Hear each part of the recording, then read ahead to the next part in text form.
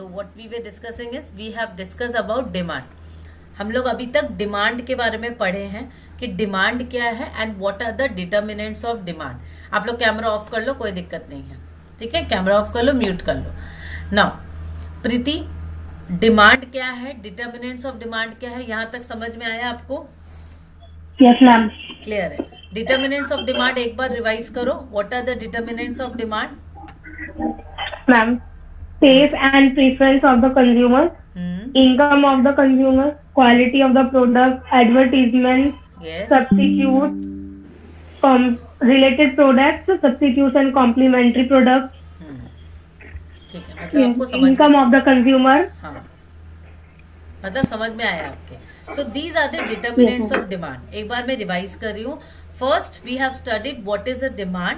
Demand is the willingness of a consumer to buy a product backed by his ability to pay for it. तो demand, एक product की demand तभी होगी. अगर मैं बोल रही हूँ इस मोबाइल की डिमांड, इस मोबाइल की डिमांड कब होगी?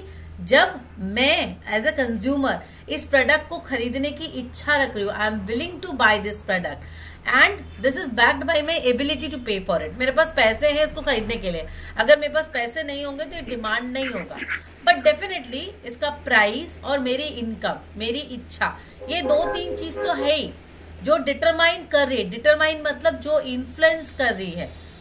उस वक्त जो Amrita, what is determining the demand for this mobile? That what I am asking कि डिटर्मिनेंट्स ऑफ डिमांड क्या है. What are the determinants of demand for this mobile और लेट्स से दिस पेन? क्या चीज है जो डिटरमाइन कर रही है कि ये प्रोडक्ट की डिमांड बढ़ रही है या घट रही है? So there are lots of consumers with lots of thinkings and needs, their preferences, accordingly they buy a product. तो मैं अगर ये पेन की बात करूँ, this is a digital pen, mute कर लो. This is a digital pen. Now the demand for this digital pen is not required for everyone. This pen is actually not required for everyone. इसकी demand कौन करेगा? मेरे जैसा teachers जो online पढ़ा रहा है. सो आई नीड दिस. तो सबसे पहले तो मेरी नीड्स हो गई. नीड्स के बाद मेरे टेस्टर्स एंड प्रेफरेंसेस को आप नीड्स बोलो या टेस्टर्स एंड प्रेफरेंसेस बोलो, राइट? मेरा चॉइस कैसा है, मेरा ये खरीदने का पैटर्न कैसा है, you can say anything like this. Lifestyle, requirement. तो पहली चीज होगी मेरी requirement. As a consumer I need this product. सबसे पहली चीज हो गई, कंज्यूमर की नीड है तभी वो बाई करेगा. So demand for any product is determined by the needs of the product. अगर नीड्स नहीं होगी कंज्यूमर की, वो खरीदेगा ही नहीं, उसकी जरूरत ही नहीं है. तो first is the tastes, we call it tastes and preferences, but normally it is the needs और you want it, you have the requirement for that product. Second is the definitely the choice. Choices depend करेगी कितने substitute available है. अब इस product के क्या क्या substitutes available है. 2-4 कंपनीज ऑफर कर रही है विथ लॉट्स ऑफ फैसिलिटीज. मैंने ये ब्लैक वाली खरीदी, ये लाल मिल रही है, ये देखो ये एक ब्लू है, तो और भी कलर्स के हैं. मैंने 2-4 खरीदी, वैरायटी की खरीद रखी है मैंने, तो मेरे पास ही सब्सटीट्यूट्स अवेलेबल हो गए. तो मार्केट में इतने सब्सटीट्यूट्स हैं, बट मैं सब्सटीट्यूट सिर्फ नहीं देखूंगी, मैं प्राइस देखूंगी जो सबसे ज्यादा मुझे इन्फ्लुएंस करेगा. भाई कौन सा सस्ता में बहुत अच्छा मिल रहा है. तो as a consumer, as a general layman, assumption तो यही होगी ना, हम हमेशा कम दाम में, कम पैसे खर्च करके ज्यादा से ज्यादा अच्छा फैसिलिटीज चाहते हैं. This is economics, optimum utilisation of resources, right? तो एज अ कंज्यूमर मेरी नीड्स है, प्रेफरेंसेस है, I am looking for the substitute product. Then the price. अब ये सब तो हो गया इनकम. अब इनकम भाई मेरी अफोर्डेबिलिटी है, so income of the consumer is also another determinants of demand.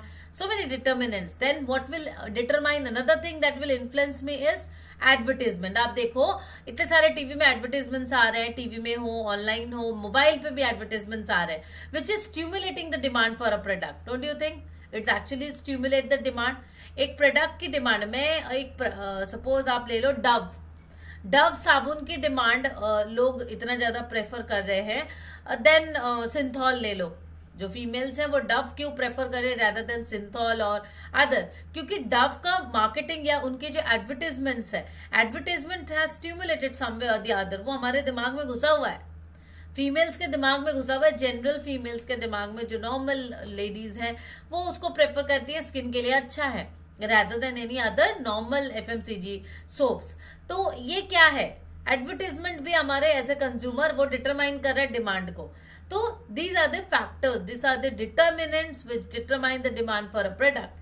मैंने क्या क्या बताया?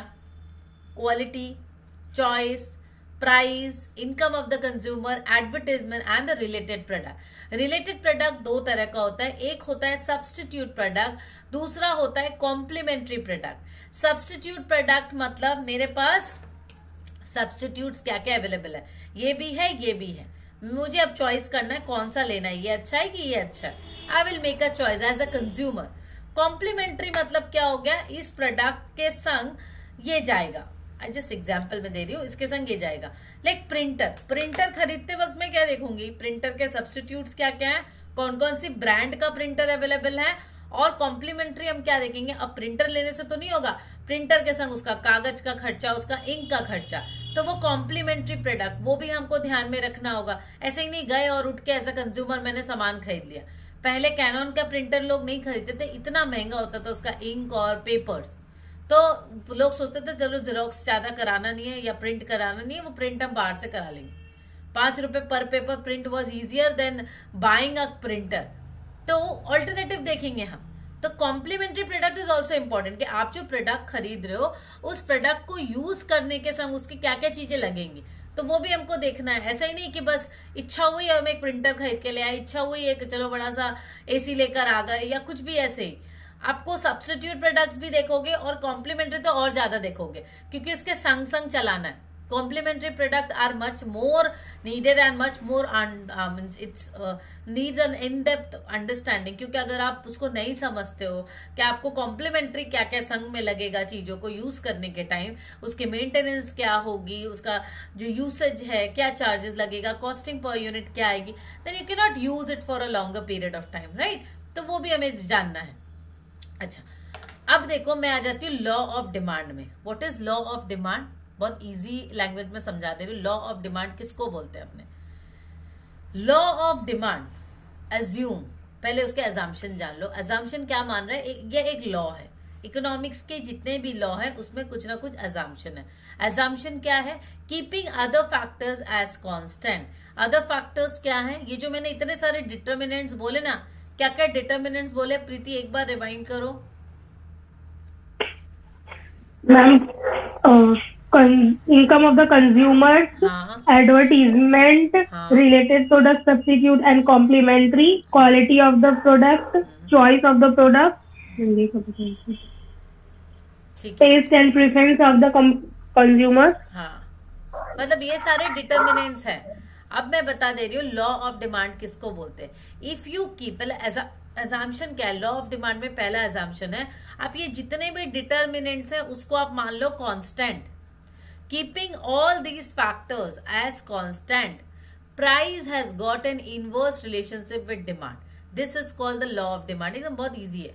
जितने भी डिटर्मिनेंट्स है आप उसको मान लो कांस्टेंट है. मतलब मेरी चॉइस एज अ कंज्यूमर, उसकी चॉइस कांस्टेंट है. तुम एक कंज्यूमर हो, तुम्हारी चॉइस कांस्टेंट है. ये नहीं कि आज ये मोबाइल पसंद है कल वो मोबाइल.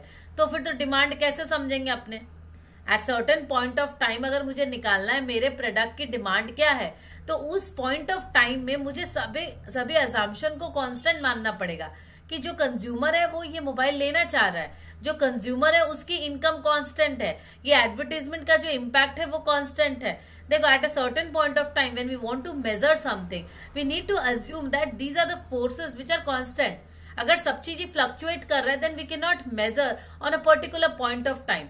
मुझे पर्टिकुलर पॉइंट ऑफ टाइम आज की डेट में जानना है कि डिमांड कितनी है, इस पेन की डिमांड कितनी है.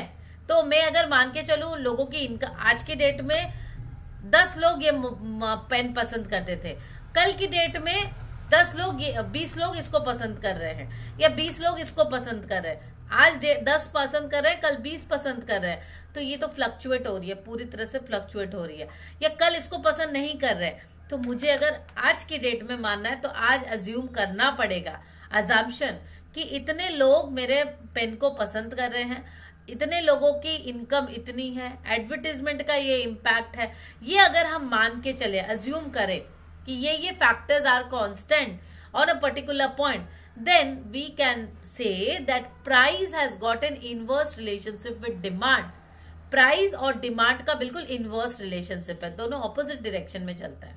क्लियर है, समझ आ रहा है? Price has got an inverse relationship with demand, this is called the law of demand. चलो मैं अपने स्क्रीन पे आ जाती हूँ।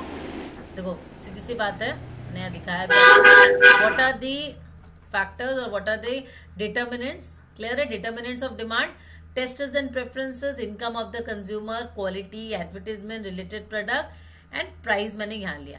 तो मैं ये बाकी जितने डिटर्मिनेंट्स है इनको क्या मान रही हूँ? Keeping this as constant. ये कांस्टेंट है। जब ये कांस्टेंट है उस टाइम में हम क्या बोलेंगे? Price has got an inverse relationship with demand. Clear है? ये क्वेश्चन क्लियर है? Is this clear? Yes ma'am.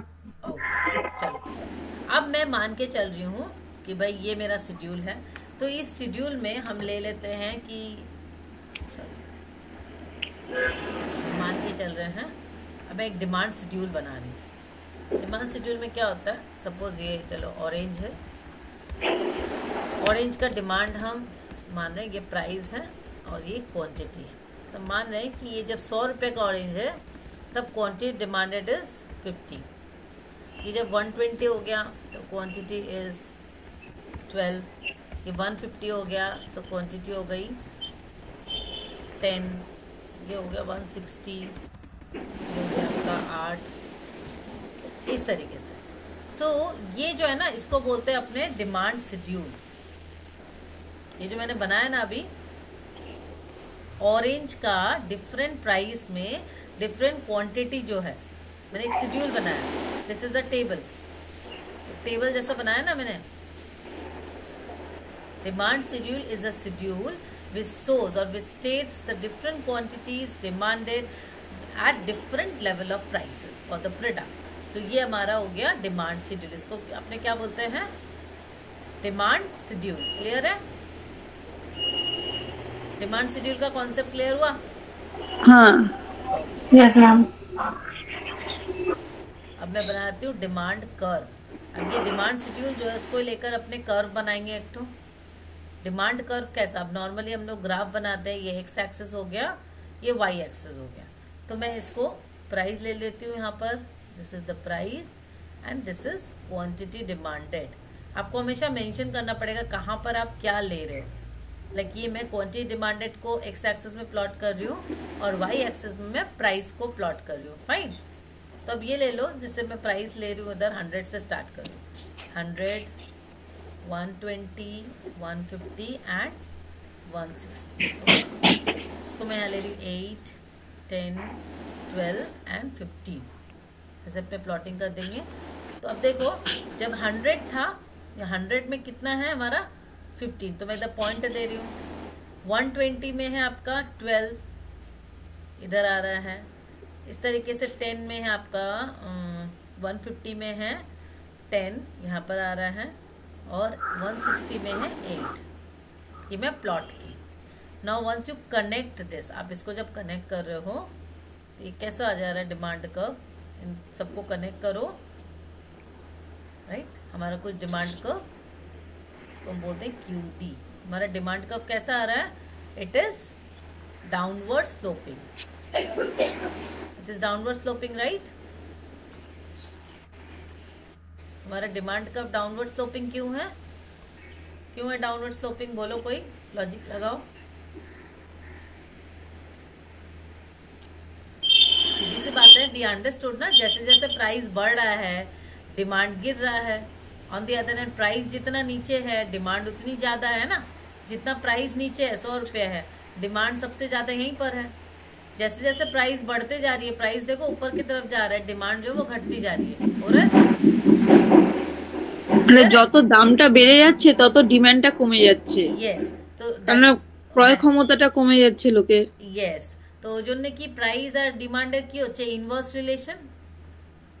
অ্যানসারটা কিভাবে দেবে তুমি যখন কোশ্চেনটা জিজ্ঞেস করবে why price or why the demand curve is downward sloping, that time you must state that because of this inverse relationship concept, price has got an inverse relationship with demand. এই রিলেশনের জন্য তোমার ডিমান্ড কার্ভটা কিন্তু downward sloping. Clear? है। Clear हो गया? चलो next देखो, डिमांड कर्व, डिमांड शेड्यूल समझ में आ गया? Okay, exceptions to the law of demand. Now next point is exceptions to the law of demand. Exception क्या है? मतलब अब ये लॉ ऑफ डिमांड में भी कुछ छूट है। किस किस जगह पर छूट है देखो। एक हो गई गिफन गुड्स। गिफन गुड्स का मतलब क्या होता है देखो, गिफन गुड्स एक कॉन्सेप्ट है जो मतलब युद्ध के टाइम में हुआ था, वर्ल्ड वॉर 2 के टाइम में। वहां पे क्या हुआ था, मैंने गिफन गुड्स क्यों बोल रहे हैं देखो, कुछ लोग ना, अब मैं जैसे कुछ एग्जाम्पल है, मैं एक एग्जाम्पल देती हूँ आपको, जो इंफीरियर आइटम्स है, इंफीरियर गुड्स है, तो तुम बोलोगे मैम आपके प्राइस जो है इंफीरियर गुड्स की और कम रही है। कभी कोई इंफीरियर, आप राशन का चावल ले लो, मैं अपने यहाँ पर हिसाब से बोल रही हूँ, राशन का चावल इसका दाम अगर कमेगा भी ना तो लोग राशन का चावल नहीं खरीदेंगे। या मेरी सपोज इनकम बढ़ गई, मेरे पास पैसे ज्यादा हो गए, तो भी कोई राशन का चावल ज्यादा नहीं खरीदेगा, रादर वो पैसे को यूज करेगा दूसरा प्रोडक्ट खरीदने में, अच्छे प्रोडक्ट खरीदने में। These are inferior goods. ये एक एग्जाम्पल है, Giffen goods are inferior goods. ठीक है, अब कुछ एक्सेप्शंस होते हैं, जैसे लोगों की ना साइकोलॉजी होती है, कुछ लोगों की ऐसी सोच होती है कि जो महंगे प्रोडक्ट्स है वो अच्छे होंगे। एक्सेप्शंस तो हो ही सकता है, there are exceptions. Law of demand के भी बहुत सारे एक्सेप्शंस हैं। पहला एक्सेप्शंस गिफन गुड्स और इंफीरियर गुड्स। अगर इंफीरियर गुड्स के दाम गिर भी रहे हैं तो मैं वो गुड्स नहीं खरीदूंगी, बल्कि उसके पैसे जो बच रहे हैं मैं उससे अच्छा सामान खरीदूंगी। सो इंफीरियर गुड्स में law of demand is not applicable. मेरी इनकम बढ़ भी रही है तो मैं जाकर वो सड़े हुए सामान नहीं खरीदूंगी, मैं वो पैसे को बचा के अच्छा सामान खरीदूंगी। Clear? Second case, in case मेरी साइकोलॉजी में ऐसा बैठा है, ऐसा बहुत सारे लोग हैं जिनको लगता है ज्यादा दाम होगा तो चीजें अच्छी मिलेंगी। ठीक है, मेरी मम्मी उनमें से एक है। तो जितने महंगे प्रोडक्ट्स होंगे उनके उतने अच्छे होंगे, तो अगर दाम सस्ता भी हो गया ना अच्छे प्रोडक्ट का तो वो ज्यादा नहीं खरीदेंगे। तो देयर आर एक्सेप्शंस, वो साइकोलॉजिकल है, psychological sentiments of the consumer, you can not change it. Again behavioural finance का यहाँ पे कॉन्सेप्ट आ जाता है expectation regarding the market move.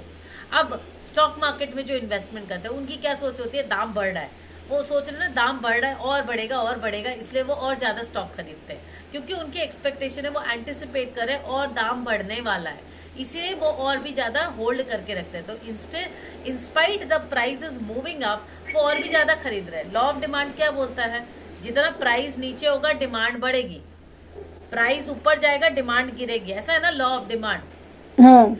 पर जो स्टॉक मार्केट में ऐसा नहीं होता है। स्टॉक मार्केट में लोग देख रहे हैं ऊपर की तरफ प्राइस जा रही है और डिमांड भी उस शेयर की बढ़ती जा रही है, क्योंकि लोग मान के चल रहे हैं कि आज प्राइस यहाँ है, कल प्राइस यहाँ होगा, तो वो इतने में खरीदेंगे, इतने में बेच देंगे। मैं अगर इन्वेस्टर हूँ, मैं क्या सोच रही हूँ, आज 10 रुपए का प्राइस चल रहा है स्टॉक का, कल वो बढ़ने वाला है 20 रुपए होगा, तो वो 10 से 12 हो रहा है, लेकिन मैं फिर भी खरीद रही हूँ क्योंकि मुझे पता है 20 रुपए में मुझे बेच देना है। क्लियर हुआ concept? This is anticipated. As an investor, I am anticipating there will be an increase in price. So उस केस में law of demand is not applicable. Clear?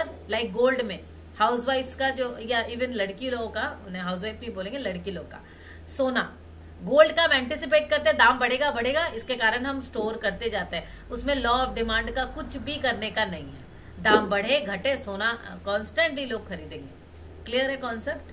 हाँ। So exceptions of law of demand is clear? हाँ। Okay, चलो next point पे आ जाते हैं अपने। Next is movement and shift in demand. अब देखो ये एक दूसरा कॉन्सेप्ट है, movement and shift in demand. ये हमने क्या देखा, यहाँ पर क्या देखा, इधर क्या देखा हमने कि डिमांड जो है,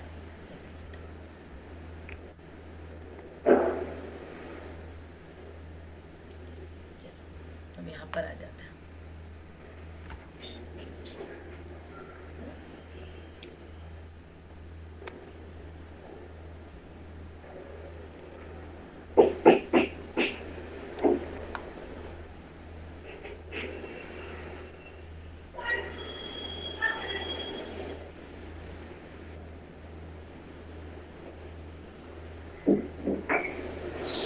ये हमारा डिमांड का।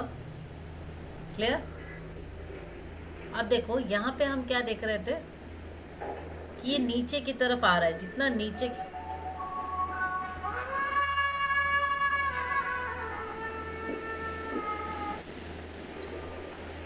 इधर क्या है ये हमारा जितना नीचे की तरफ आ रहा है डिमांड, इसका मतलब क्या हो रहा है, this is extension of demand, demand बढ़ रही है।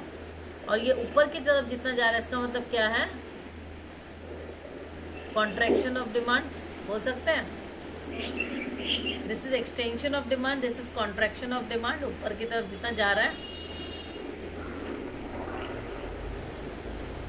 यहाँ पे डिमांड कितना है, सपोज 120, यहाँ पे डिमांड कितना है 110, और ऊपर जाएंगे यहाँ पर जगह जा रहे हैं तो 100।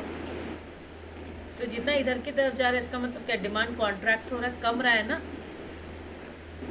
Clear, extension and contraction. Unmute करके बोलो। ये क्लियर है कॉन्सेप्ट? जो तो एक बार एक्सप्लेन कर दीजिए ना। देखो यहाँ पर क्या हो रहा है, इधर पे कॉन्सेप्ट अच्छा समझो। हमने ये डिमांड कर्व को देखा, ये डिमांड कर्व है ना। डिमांड कर्व में यहाँ पर जब डिमांड थी, ये हमारा क्या, इधर क्या रिप्रेजेंट किया, क्वांटिटी डिमांडेड, और इधर हमने रिप्रेजेंट किया प्राइस को। तो ये अगर 80 रुपया प्राइस है, यहाँ पर क्वांटिटी डिमांडेड है आपकी 200 यूनिट्स, प्राइस और बढ़ा, सपोज ये हो गया 100 रुपीज, तो आप यहाँ पर ले लो। जब 100 रुपीज होगा तो डेफिनेटली यहाँ पे क्वांटिटी डिमांडेड कम हो जाएगी। ये मैं ले लेती हूँ 150, फिर इधर लेती हूँ मैं, ये हो गया 100। तो जैसे जैसे प्राइस बढ़ रही है, सपोज ये होगा 150, प्राइस बढ़ रही है, 80 से 100 हुआ, 100 से 100 हुआ, मेरी डिमांड जो है वो कमती गई, नीचे की तरफ आ रही है। मतलब क्या हो रहा है, एक्सटेंड हो रहा है demand, expansion, extension of demand बोलो या एक्सपेंशन ऑफ डिमांड बोलो, बोल सकते हैं। नीचे की तरफ जब आ रही है तो एक्सटेंशन हो रही है, डिमांड बढ़ रही है। ये मेरा डिमांड कर्व है, नीचे की तरफ आ रही है, मतलब क्या, डिमांड बढ़ रही है ना, इट इज एक्सपेंडिंग। तो अनम्यूट करके बोलो। ডিমান্ডটা কমে যাচ্ছে, নিচে যত নামছে তত ডিমান্ডটা বেড়ে যাচ্ছে। यस, है, नीचे बेड़े जाच्छे, ऊपरे कमे जाच्छे। क्लियर है प्रीति? Yes ma'am. क्लियर है ना। तो इसको हम बोलते हैं इंक्रीज और डिक्रीज इन डिमांड। तो ये किस कारण से हो रहा है, प्राइस के कारण से हो रहा है ना। प्राइस ऊपर हो रही है या प्राइस नीचे हो रही है, इसके कारण डिमांड बढ़ रहा है या घट रहा है डिमांड। क्लियर है? Yes ma'am. there's an expansion or contraction in demand due to price। हम लोग को यहाँ पर सीधा सब आता है, price has got an inverse relationship with demand. ये क्लियर हो रहा है ना, यहाँ पर तो समझ में आ रहा है कि प्राइस का जैसा मूवमेंट हो रहा है उसका इम्पैक्ट हो रहा है डिमांड पे। क्लियर हो रहा है? अब देखो और एक कॉन्सेप्ट आप लोग को समझा रहे हैं।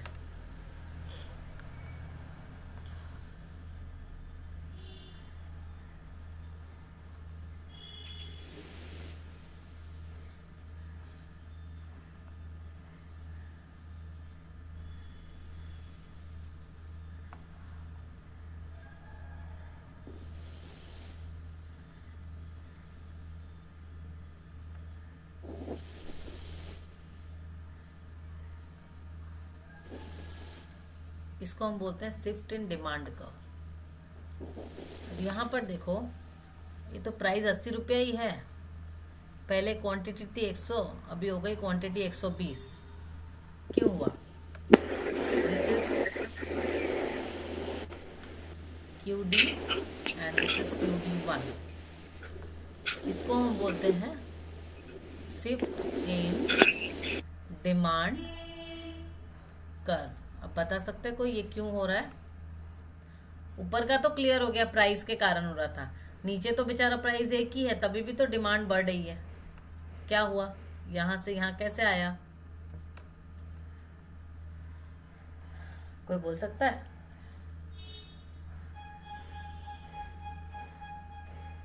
हाँ या ना बोलो। No ma'am. क्योंकि आपने पढ़ा नहीं, इससे नहीं बोल सकते। सीधी सी बात है, एक प्रोडक्ट का दाम उतना ही, प्राइस फिक्स्ड है, बट इनके डिमांड जो है वो ज्यादा और कम हो रहे हैं। हाँ, तो क्या है, because we have studied, just now we studied, there are lots of determinants of demand. Price is one, there are lots of determinants of demand. बहुत सारे determinants है ना. Price is only one. Price is not the only factor that determine the demand for a product. Price is only one factor. तो price remaining constant, there are other factors which is actually influencing. हो सकता है income बढ़ गई हो consumer की, advertisement का ज्यादा इम्पैक्ट हो रहा है, एंटिसिपेशन या अदर फैक्टर्स. यहाँ पर जो शिफ्ट इन डिमांड कर्व हो रहा है, यहाँ पर price is constant, price is constant, but the change in demand is due to any other factors. It is due to any other factors. कोई भी other factors like income. Income सबसे ज्यादा influencing factor है.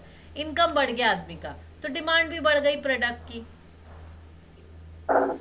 समझ आया? Yes ma'am. Concept clear है? हाँ. Yes ma'am. पक्का दोनों को क्लियर है सबको? हाँ. ठीक है. आज आप लोग को ये यहाँ तक पढ़ना है, extension and contraction of demand.